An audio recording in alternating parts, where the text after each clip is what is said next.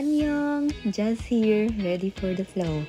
My words for today, wonderful, vibe close, love loud. Let's start the vlog! Ayun, dumating na si Bebe. Lumayas nga po pala kami sa aming pamamahay. Char! Pumunta lang kami ng New Benko para mag-stroll.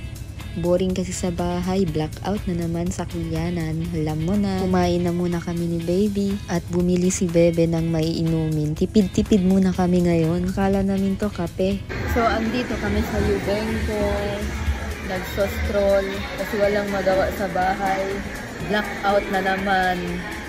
Kuyanan, feeder. Ganun talaga, walang magawa.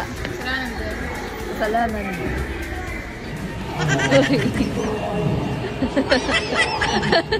Ice cream para palamigin ang ulo. Of course, fries to become wise. Sarap talaga ng Snoopy. Pero ito, basher to sa pagkain. Pangit. Hey, potato corner. Sige, lamon. Chika pa Napagamit more. na side mirror daw. Tapos siya wala side mirror.